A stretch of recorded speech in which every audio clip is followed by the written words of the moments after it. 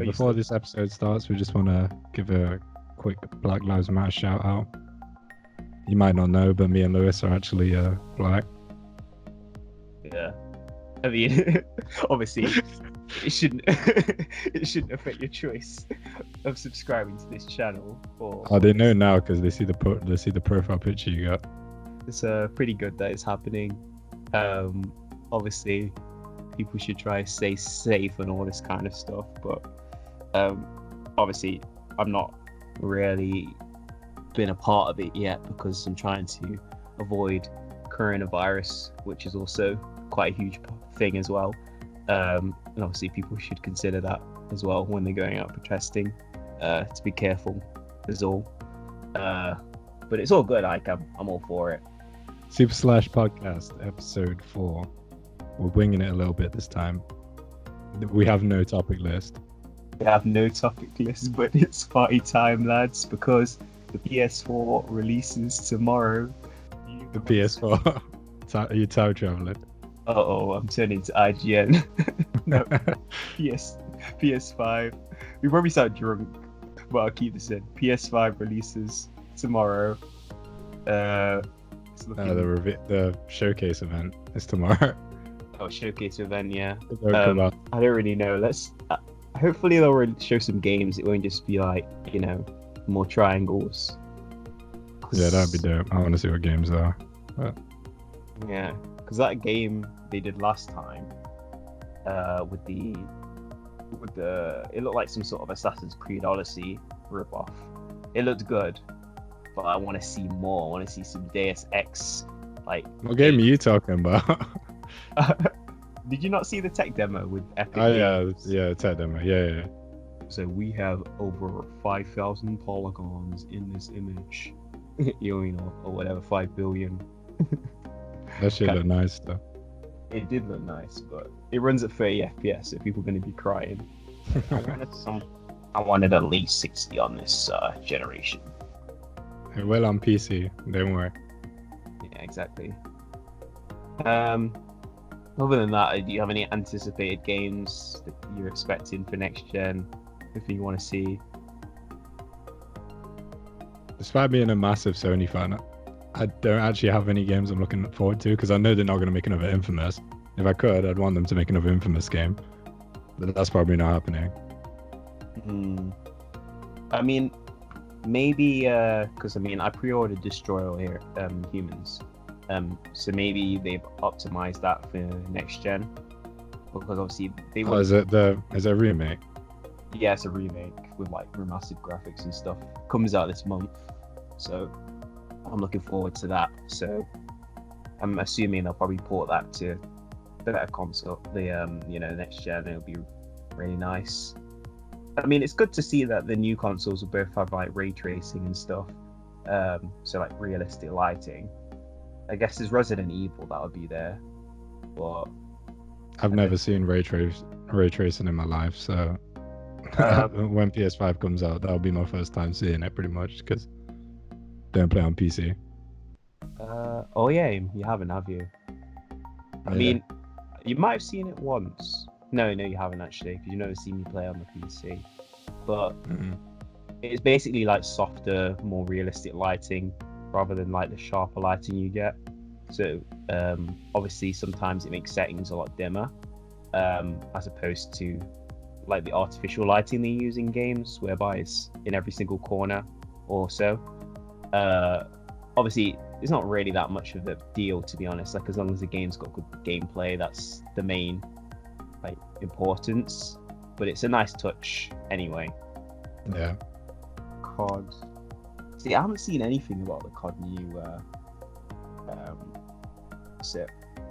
season.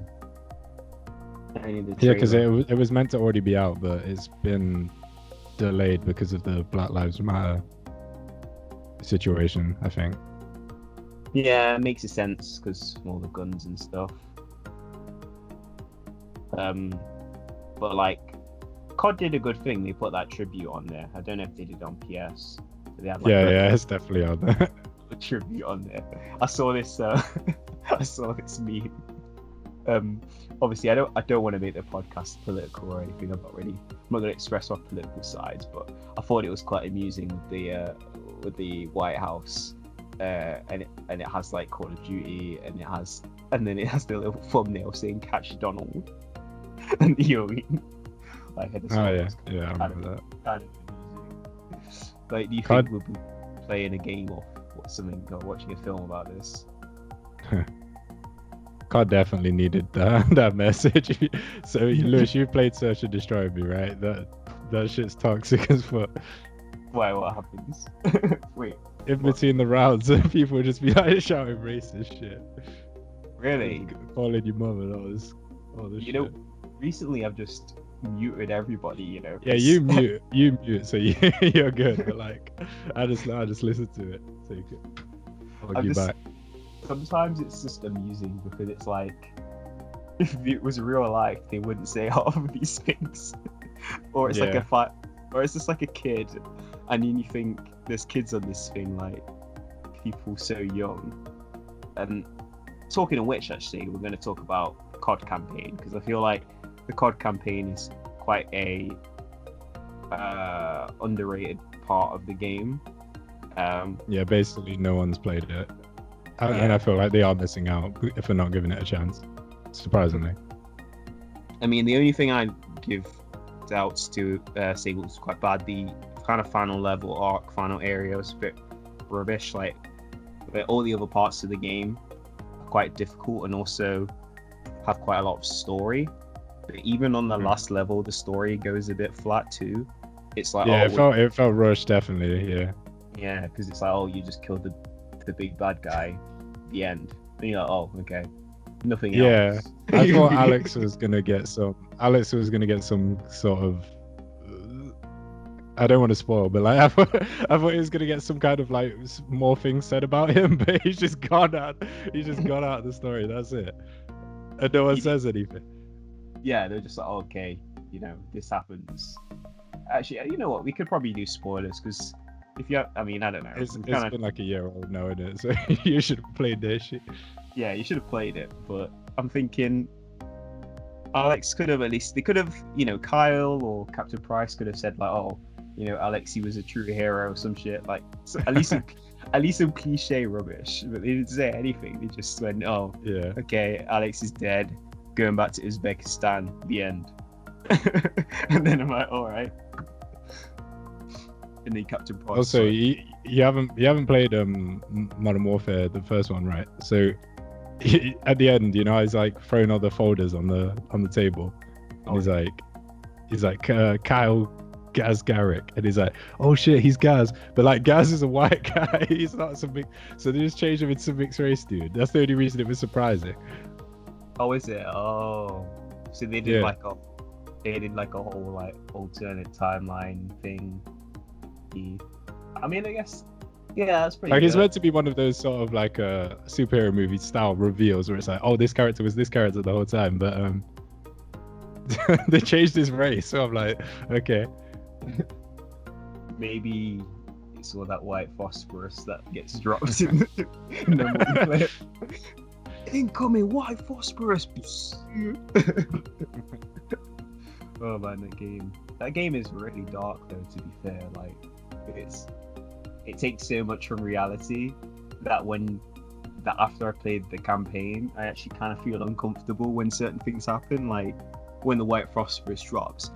Like, because I remember seeing this post saying like, they casualize white phosphorus so much in Call of Duty, and I was like looking, and then like, because obviously in COD all you do is you cough and you're like coughing, but in real life, it's much worse. People come out with like 80 million degree burns and all this craziness. It's horrible. But the actual game has a lot of relevant issues as well, with the whole, how Farah and Alex are constantly at odds, because obviously America's, they have a tendency of going into countries and being part of the wars in those countries, and obviously the residents aren't always for it, kind of thing. Yeah. Well, I found with COD they pinned it more on the Russians, but obviously the Americans are just as much to blame. And obviously, even Britain. Yeah. It's kind of like half-assed. Like they show you how children and civilians are affected by war, but then also they just make Russians be like a stereotype evil bad guy force. So yeah, it's like two sides of the coin because obviously having a Russian bad guy is such an 80s thing, and obviously Modern Warfare is like supposed to kind of, they were trying to be realistic, but by having just a cliche Russian villain kind of watered that down a bit, to be honest. They could have made a plot twist like, oh, it's an American, like, they could have made something like Alex's leader to be the bad guy trying to pin on the Russians or something, you know what I mean? But I guess it's because it's an American game, you have to make America look good in all situations, I guess. Anyway, I think that's all we've got today. If you like us, like and subscribe. It's our first time saying that. I'm not really we're not really trying to pander for any subscriptions or anything like that, because we're not really No, hit that subscribe button, bro. Fuck that. Come and subscribe if you want to. Next video coming in 3 months from now. Our videos are exponentially growing in gaps, so it could be 5 months after the next time we make one. So it's the support of all of our fans which keep us going. Anything else to say, Leon, you got on your mind? Tune into that live stream. That's not gonna happen. Goodbye. See you. See ya. Stay safe.